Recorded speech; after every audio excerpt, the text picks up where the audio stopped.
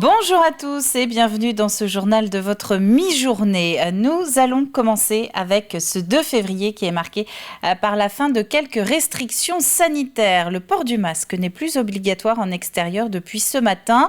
Les 3 jours de télétravail non plus. Même chose dans les stades et les salles de spectacle. Il n'y a plus de jauge pour le public assis. Concernant les derniers chiffres de l'ARS sur la propagation du virus Covid-19 dans le département, le taux de positivité, c'est-à-dire la part des personnes positives sur l'ensemble des personnes testées est actuellement de 42% en Vendée. 12 personnes sont actuellement en réanimation dans le département, un chiffre stable depuis le bulletin du 25 janvier dernier.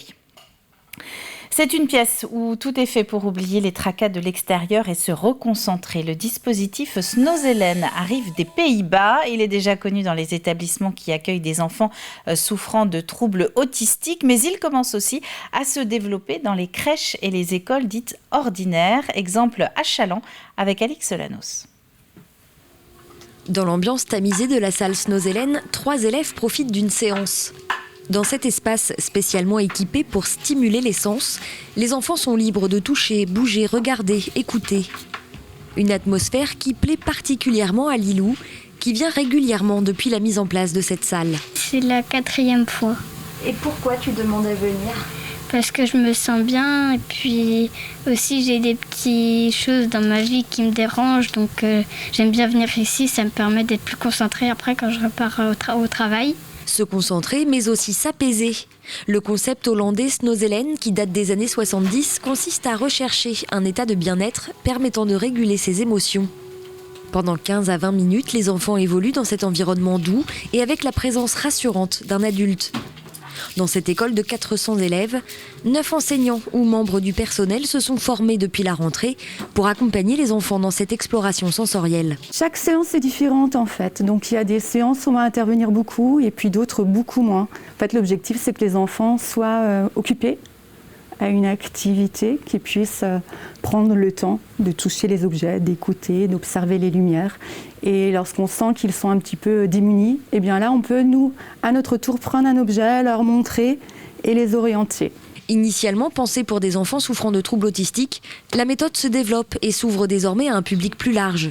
Souvent dans des établissements de soins, gérontologiques ou psychiatriques, mais également depuis peu au sein des crèches ou comme ici, dans une école ordinaire. On a pensé cette salle au départ plutôt pour nos élèves du dispositif Ulysse. Il y a un dispositif Ulysse dans notre école. Et de fil en aiguille, on s'est dit que finalement, ça serait intéressant que tous les élèves puissent en profiter. Ils vivent des choses difficiles, soit à l'intérieur de leur foyer, à la maison. La vie scolaire aussi, elle n'est pas simple, elle est compliquée. Il y a beaucoup de tensions, il y a beaucoup de bruit, ils sont nombreux. Donc l'idée, c'est vraiment aussi de leur dire c'est important pour être heureux et pour bien apprendre. C'est aussi important aussi que tu puisses aussi prendre du temps pour toi. Coût du projet, un peu plus de 9 000 €. Intégralement financé par les dons des familles, entreprises partenaires et associations locales. Dans le reste de l'actualité, il y a les chiffres de la délinquance en Vendée. Les données 2021 ont été présentées hier par le préfet et parmi les tendances à retenir, il y a ce retour l'an dernier à un niveau d'avant-crise sanitaire concernant les faits de délinquance générale, mais ce n'est pas tout.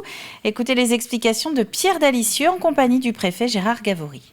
Je voulais revenir sur 2 points marquants qu'on a pu connaître cette année 2021, notamment les violences intrafamiliales, avec une hausse importante, plus 24%. C'est assez considérable. Alors c'est lié au fait qu'il y a la libération de la parole, clairement. Il y a de plus en plus de victimes qui n'hésitent pas à porter plainte. Et puis c'est aussi, il faut le dire, le résultat de l'action des différents services. Donc les policiers et gendarmes sont mieux formés pour pouvoir recueillir les plaintes, pour pouvoir aider les victimes de violences. Il y a aussi un dispositif de prise en charge qui est mis en place avec les associations. J'avais l'occasion de saluer ce dispositif avec l'association Femmes ici dans le département. Donc tout est fait pour pouvoir faciliter la prise de plainte et de rechercher la condamnation, parce que c'est ça la réponse judiciaire. Autre fait marquant, les infractions économiques et financières en forte hausse aussi, à plus 21%, dont plus de la moitié sont des infractions qui sont commises en ligne.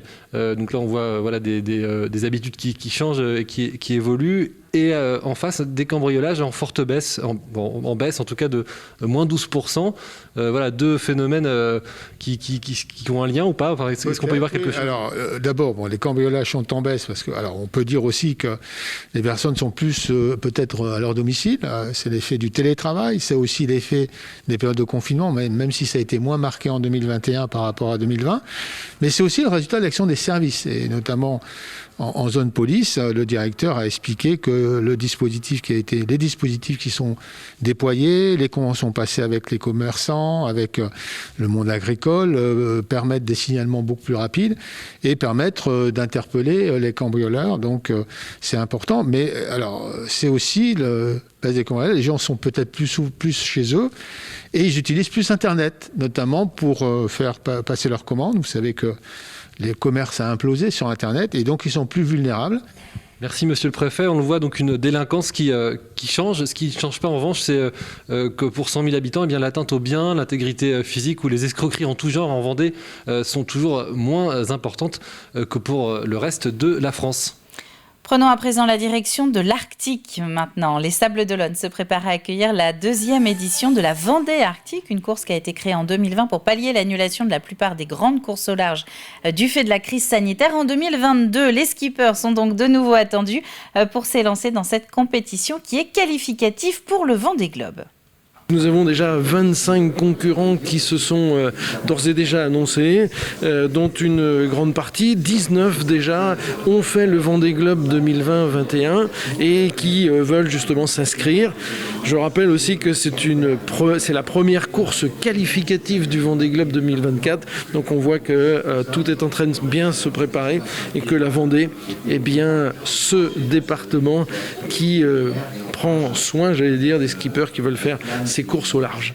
Et dans le cadre de la Vendée Arctique, un village avec les IMOCA prêts à partir est également prévu à partir du 4 juin. Ce sera aussi l'occasion de célébrer justement les skippers du dernier Vendée Globe dont la fête avait été reportée l'année dernière. C'est la fin de cette édition. Merci à vous de l'avoir suivi. Prochain rendez-vous, c'est 18h avec Alexia Janet pour donc faire un prochain point sur l'actualité vendéenne. Quant à nous, nous nous retrouvons demain matin dès 7h dans la matinale en direct. Très bonne journée à vous tous et à demain matin.